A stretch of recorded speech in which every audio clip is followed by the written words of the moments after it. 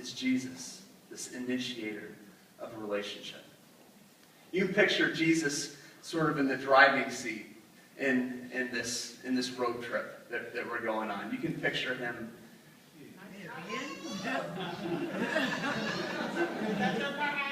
No, that's Jesus' car. In fact, City Life, if you could just give me your best, like in the drive. Maybe you're like a noon kind of driver. Maybe you're a 10 and 2. Like, give me your best pose. I'm gonna take a quick picture here. I just want to see what's going on here. All right. No, seriously, all of you pose at the same time because I'm about to take a picture. 1, 2, 3, click. And 1, 2, 3. Come on, come on. Let's do this first. Like, all of you are like the cool driver. You know, we've got a 10 and 2 toward the back, you know. Safe driver. Outstanding. 1, 2, 3, click. All right, I'm just going to post this to Facebook. How do I do that? Don't worry, we're going to figure this out. No, seriously, I'm not going to do this. Somebody else do that for me. Nathan, somebody. Post those pictures to Facebook. None of the other pictures on there. Just those pictures. Post that to Facebook for me. Thank you.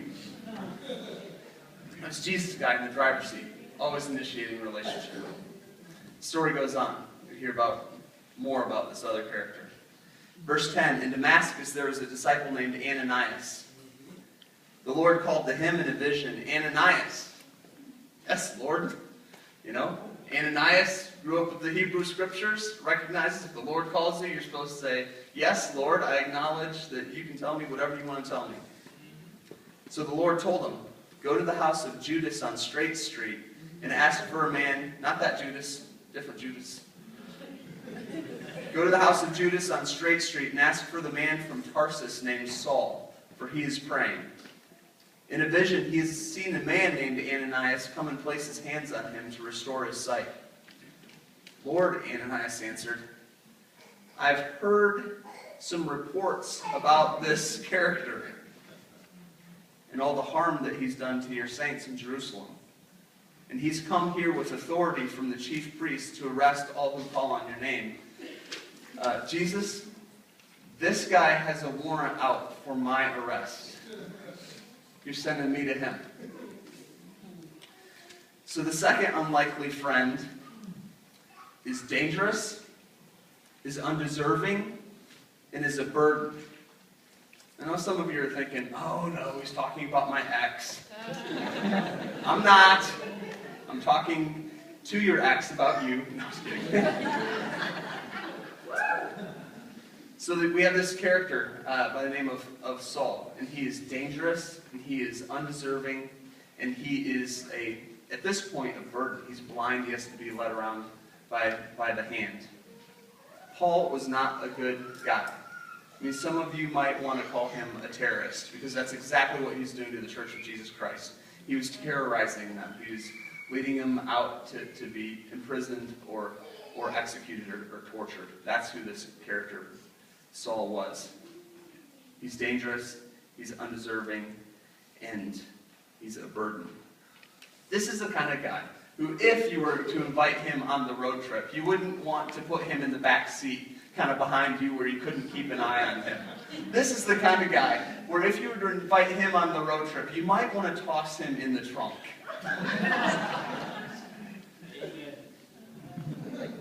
Saul was dangerous. He had authority to do what he wanted to with these Christians, both men and women. He was undiscriminatory. He was out to get these followers of the way. And yet, God is telling Ananias, the Lord Jesus is telling Ananias, I want you to go to him, even though he's dangerous. I'm asking you, go to him. And that reminds me of 1 John 4, 17 through 18, because it takes incredible courage to live this Christian life. John says it this way, he says, In this way, love is made complete among us, so that we can have confidence on the day of judgment. Because in this world, we are like him, like Jesus. There is no fear in love, but perfect love drives out fear, because fear has to do with judgment. The one who fears is not made perfect in love. I love it that one of John Wesley's accountability questions, he had these groups of people and they would go through these questions and hold each other accountable. I love it that one of his questions was this: is there anyone whom I fear? Dislike, disown, criticize, hold a resentment toward, or disregard? And if so, what am I doing about it? And followers of Jesus Christ, I just wonder if God may have placed some dangerous people in your path. Maybe God has placed some dangerous people in this church. And you may have to talk yourself through it every time you go to church, or every time you go out into the neighborhood, you talk yourself through it. Is there anyone whom I fear? And if so, what am I going to do about it? It could be that God is calling us sometimes to engage with people who are incredibly dangerous because he loves them. And we have to step up to the plate. Saul was also very undeserving. Saul was this persecutor of the church. Saul was this guy who grew up with all sorts of privileges, right? He'd grown up well-educated. He'd grown up incredibly well-educated in the Bible, right? He knew the law and the prophets. And yet he was, as soon as they were fulfilled in Jesus, Saul became a persecutor of everyone who is following the way. He's incredibly undeserving. And yet Paul is telling Ananias, I'm sending you to this undeserving guy. And you know the name Dorothy Day? She was started the, all right, there's a couple communists, all right, good. Just kidding, kind of. But she was this person who was motivated by her relationship with Jesus to connect with the poor, and did some pretty amazing things in the 30s and 40s, and became sort of this icon of a movement to connect with the poor.